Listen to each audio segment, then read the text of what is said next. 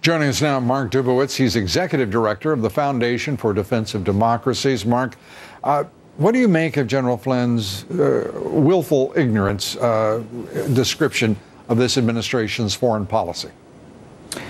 Lou, I don't know if it's willful ignorance or it's ideological delusion, but this administration refuses to understand a fundamental principle, and that is in the Middle East, the enemy of my enemy is still my enemy, and that the notion of aligning ourselves with Iran in order to fight the Islamic State is preposterous. The Iranian regime is the leading state sponsor of terrorism, was responsible for somewhere in the neighborhood of a quarter to a third of all American casualties in Iraq. They've been killing our men and women for years.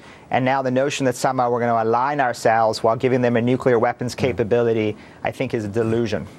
And it does go beyond that. Iran has sponsors and organizes and leads networks of terrorists on 5 continents and is the largest state sponsor of terrorism in the world. Yet, as you say, a deal is apparently at hand. Can you give us some idea of what you expect that deal to look like, should it come, and what the consequences might be? It sounds like that deal is going to leave in Iran a substantial nuclear infrastructure that'll give Iran, within a very short period of time, perhaps 10 years, the ability to build an industrial-sized nuclear program with unlimited enrichment capacity, an unlimited number of plutonium reactors, advanced centrifuges, and the ability to engage in either an overt nuclear breakout or an easier clandestine sneak-out.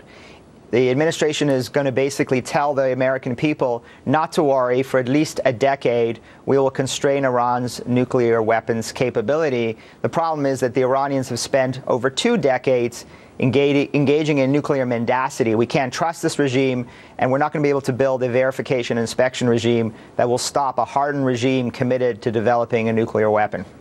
What is the motivation, as best you can discern it, on the part of this administration, knowing everything that there is to know, at least as much as the West does know, about Iranian capabilities, their activities, that would drive this president to create a framework agreement that he knows, in all the best judgment of his advisors, will not work and will lead ultimately to a nuclear weapon?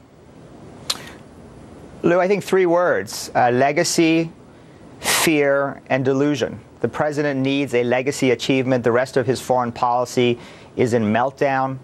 The administration, despite the fact we are the United States of America, we are a superpower, we have escalation dominance over the Iranian regime, the administration is negotiating from fear and therefore willing to give significant concessions, and delusion into believing that a nuclear deal will moderate this genocide-threatening state sponsor of terrorism to become more moderate and more pragmatic over time.